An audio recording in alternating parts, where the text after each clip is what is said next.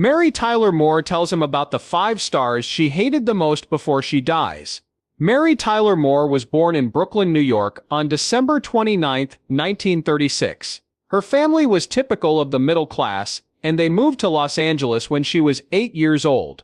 Her move to California was fateful because it put her in the middle of the entertainment business, where she would leave a lasting mark. Mary was quiet and shy as a child, but she loved art and dance. Her childhood dream was to be a dancer, so she studied dancing with great dedication. She first became famous, not through acting but through TV commercials.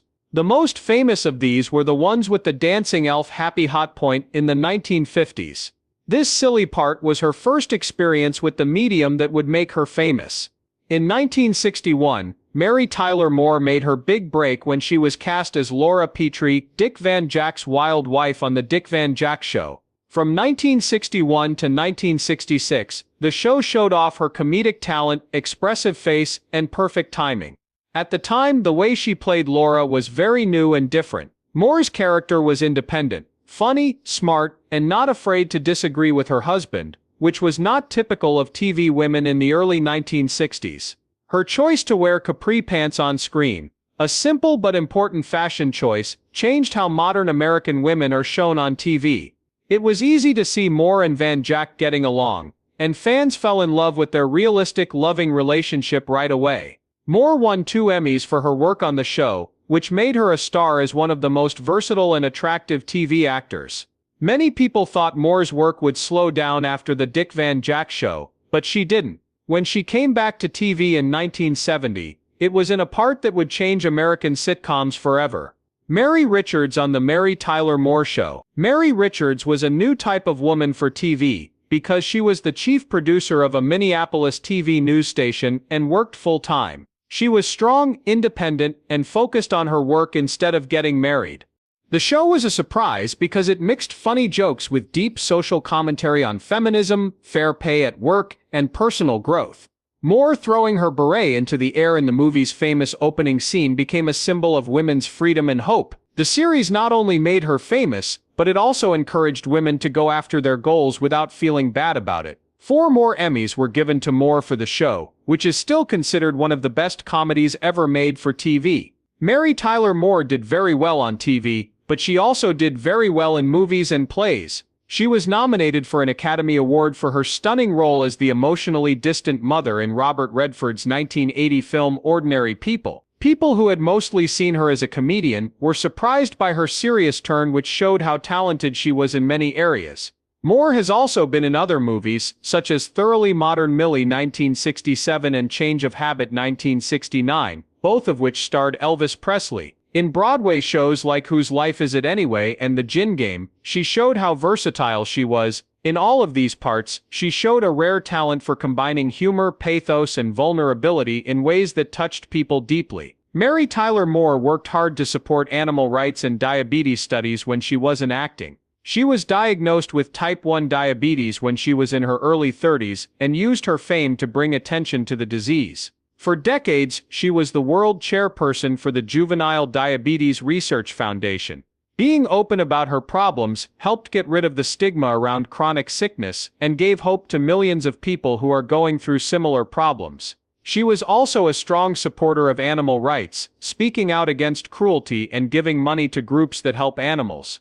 Her kindness and compassion went beyond the stage and screen, and she left a legacy of social duty and kindness. Mary Tyler Moore had an amazing career, but her personal life was just as interesting. Her marriages showed how she changed as a lady and as an actress. The 3 times she got married, each one had a different effect on her personal life, career choices, and even how people saw her when she wasn't acting. She married Richard Murr for the first time in 1955, when she was only 18 years old, and still hoping to make it big in the show business. Murr was a lot older than Mary and didn't work in show business. She gave Mary the security she needed when she first started out in Hollywood. In 1956, they had a boy named Richard Murr Jr. Mary often talked about how happy and overwhelming it was to become a mother at such a young age. By the late 1950s and early 1960s, though, her career was really taking off. Her first TV roles led to her part as Laura Petrie on The Dick Van Jack Show. Fame, parenting, and personal goals put a lot of stress on the marriage. In the end, they got a divorce in 1962, but they stayed friendly. A lot of years later, Mary would lose her son Richard, who was only 24 years old at the time, when he accidentally shot himself and died. An event that changed her life forever, and made her more understanding of people who are grieving. In the same year she split up with Richard Murr. Mary married Grant Tinker, a TV executive who would have a big impact on some of the most important creative choices she made in her work. Before they got married in 1962, they were together for work and for pleasure. Tinker had a lot of respect for Mary's intelligence and ability. He and Mary worked together to create MTM Enterprises, the company that made the Mary Tyler Moore Show, which was one of the most groundbreaking sitcoms in TV history. Moore became a feminist icon because of the show's success. For a new group of women, she stood for freedom and independence. In the 1970s, Tinker's business sense and Mary's artistic talent made them one of Hollywood's power couples. But behind Harmony's public image, their marriage started to fall apart because of Moore's drinking and diabetes, and the stress of work and fame. The marriage ended in divorce in 1981, but both people eventually said they liked and respected each other. Tinker went on to become chairman of NBC, and Mary kept adding to her acting resume by taking on more serious dramatic parts that earned her praise from critics. Mary found love again with cardiologist Dr. Robert Levine, who is 16 years younger than her. She had spent a few years working on her health, job and personal recovery. In 1982, they met when Levine treated Mary's mother. Their connection quickly turned into a close, caring relationship built on understanding and care for each other, and they got married in 1983. This was her third marriage, and it was the most stable and long-lasting. Levine's background in medicine helped Mary deal with her long fight with type 1 diabetes. He later became her husband, her constant caregiver, and her trusted friend. They lived a peaceful life together by splitting their time between New York and Connecticut, far from the attention of Hollywood. Mary's marriage to Levine was different from the one she had before. They were emotionally stable, caring, and devoted for a long time. They stayed married until she died in 2017, which shows how much love and respect she had in her later years. Mary Tyler Moore had a long and successful career as an actress. She became one of America's most beloved TV stars, known for her class, intelligence, and groundbreaking roles. She was a familiar face on shows like The Dick Van Dyke Show and The Mary Tyler Moore Show because she seemed friendly and professional. Behind the scenes, though, the entertainment business wasn't always as friendly or helpful as it seemed. In her later years, Moore reportedly told a few of her co-workers, especially 5 actors with whom she had particularly bad experiences, how she really felt about them. Glenn Corbett, who was close to Mary and a companion in her later years, says she was too honest. She thought it was silly to act like everyone she worked with was great. The information given gave a rare look into the inner anger of a woman who was usually known for her calm and poise. Rosemary, who worked with Mary Tyler Moore on The Dick Van Dyke Show, was the first name on her list. People loved how well they got along on TV, but in real life, things were much worse. Moore and Rosa Marie often fought over attention and praise.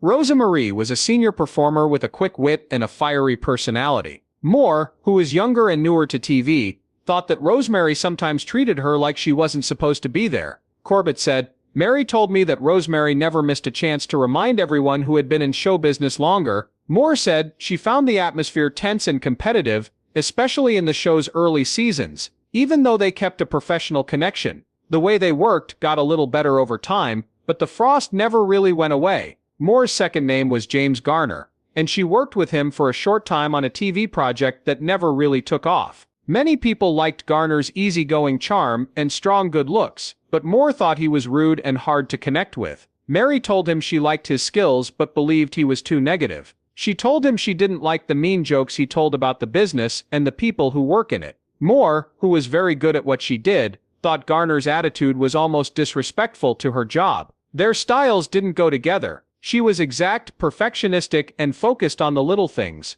while he was easygoing and impulsive. The clash of personalities made a bad taste in my mouth that lasted for years. Ted Knight, who worked with her on the Mary Tyler Moore Show, was another name that came up. Knight became famous and got good reviews for his role as the cocky but likable Ted Baxter, but things were not so nice when he wasn't on camera. Mary once told me that Ted could be incredibly moody, Corbett said. He took criticism very personally, and she often had to walk on eggshells around him. Their working relationship was marked by frequent disagreements about how to read the script and how to understand the characters. Even though they admired each other's skills, Moore told him that she was often tired after days of dealing with her fears at night. Still, she was always efficient, and the audience never got the sense that there was tension between the two stars. Moore is also said to have had problems with Richard Chamberlain. She worked with him early in her career in a made-for-TV thriller. Chamberlain was known for his charm and poise, but Moore thought he was too focused on himself and didn't care about his female co-stars. Mary told me she couldn't stand how Richard made everything about him. Corbett told her that if she came up with a scene idea, he would ignore it as if it weren't important. Those kinds of things hurt a woman trying to stand up for herself during a time when female leads weren't always recognized. Moore saw in Chamberlain a kind of cocky male behavior that was all too common in Hollywood in the 1960s and 1970s. The last name Moore used was Dick Van Jake's own, but he didn't say it intentionally. He was just angry. She admired and loved Van Jake as an artist, but their relationship wasn't always as smooth as people thought. Mary told me she loved Dick, but sometimes they didn't agree. Corbett showed that he could be very friendly one minute and completely cold the next. In the 1960s, Van Dyke's problems with drinking sometimes made working conditions unpleasant. Moore was very serious, so it was hard for her when her co-star wasn't available or was busy. Even with these problems, she never let her personal feelings get in the way of their artistic connection. Over time, the tension turned into love for each other, and Van Dyke afterwards spoke of her with great admiration. When Glenn Corbett thought back on these talks, he stressed that Moore's criticisms were not based on anger, but on truth. Mary wasn't a mean person. She was just someone who values honesty, respect, and following the rules, he said. It worried her when she didn't see that in other people. In fact, her thoughts showed less anger and more the stress of being a first-generation woman in Hollywood. Behind the smiles and laughter, Mary Tyler Moore had the same work rivalries and personal setbacks as anyone else who was trying to do their best. And by being honest about her problems, she gave us a rare look into the human side of fame. Even the most admired people have private fights, quiet grudges, and truths that come out only when the focus is off of them. It was January 25, 2017, and Mary Tyler Moore died in Greenwich, Connecticut. She was 80 years old. She died at the end of an era, but her spirit goes on in the millions of people who laughed, were brave, and were inspired by her. She was bigger than just a TV star. She was a trailblazer who changed what women could do in showbiz and other fields. Every story that celebrates freedom, intelligence, and hope still has her in it.